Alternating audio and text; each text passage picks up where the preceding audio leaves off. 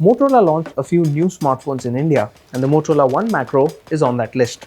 The Motorola One Macro is not an Android One smartphone despite its name, and it primarily relies on its macro camera to stand out. But is that enough? We put it to the test to find out.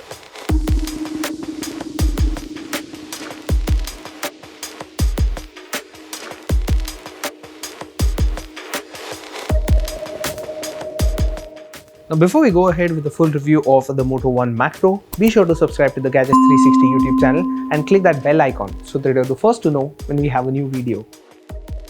The Motorola One Macro has a 6.2-inch HD Plus display with a 19:9 aspect ratio. The One Macro has noticeable bezel on all sides, with the bottom chin being comparatively bigger. There is a water drop notch at the top of the display which houses the selfie camera. Motorola has positioned the earpiece towards the frame of the smartphone to maximize space for the display. This display panel on the One Macro has decent viewing angles and is visible outdoors. Motorola has positioned all the buttons on the right, and we found the volume buttons to be a little too high for our liking. On the left of the device is the hybrid dual SIM tray. At the top, the Motorola One Macro has a 3.5mm headphone jack and a secondary microphone, whereas the primary microphone, USB Type-C port and speaker are at the bottom. There's a triple camera setup and a rear mounted fingerprint scanner as well, which is well positioned.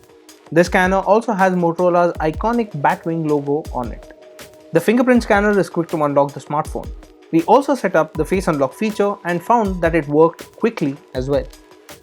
The back panel of this device is made out of glossy plastic, and it grabs attention the same way it attracts fingerprints. You will have to keep wiping the rear panel to keep it free from smudges.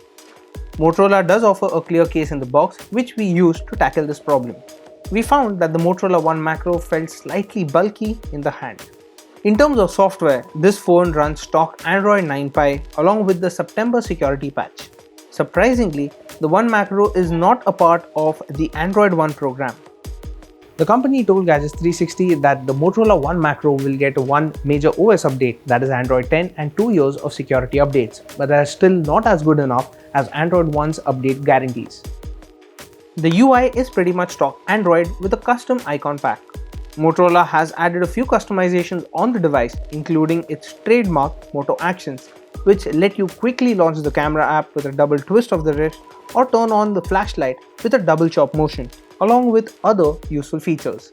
There are also a few new actions such as the swipe to shrink gesture, which shrinks the display area on screen, making it easier to reach all corners. Gesture navigation has also been tweaked by Motorola, and you have Android 10 style gesture navigation. We found this to be implemented very well and had no issues while navigating or multitasking.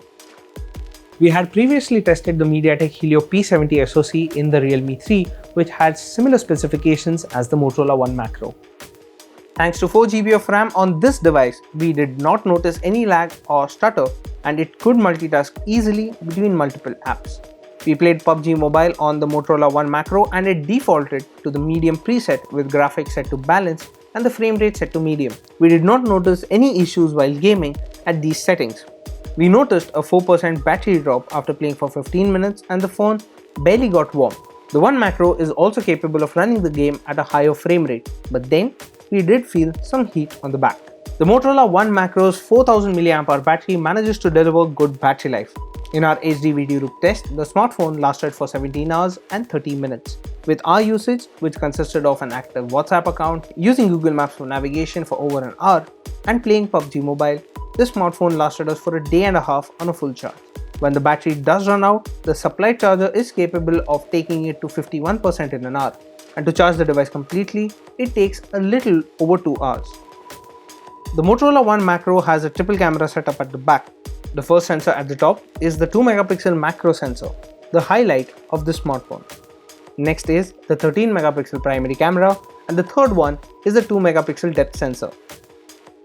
Photos taken with the Motorola One Macro looked average, and distant objects lacked detail when zooming in on a bigger screen. The smartphone was quick to focus in daylight and enabled HDR automatically, which helped it manage bright scenes well. The close-up shots we took also turned out sharp enough. Overall though, we have seen better performance from other phones at this price level. The camera UI suggested that we switch to the macro camera when we got too close to a subject. The macro camera only captures 2 megapixel shots, but it lets you get very close to the subject you are shooting. We found this to be handy when trying to photograph tiny objects. Macro shots had more detail than what the primary sensor could capture. However, we observed that the sensor would hunt for focus at times and we needed a steady hand. The Motorola One Macro lets you set the amount of blur before taking a shot in portrait mode and manages decent edge separation. The details are also acceptable for the price. Low light camera performance was below average and the phone took slightly longer to take each shot. Landscapes didn't appear sharp and had a noticeable amount of grain. The smartphone managed to keep noise under control in most conditions though. This smartphone has an 8 megapixel front camera. Selfies are good enough to go on social media, but we noticed that the Motorola One Macro tends to overexpose backgrounds outdoors. Selfies taken in low light had average details.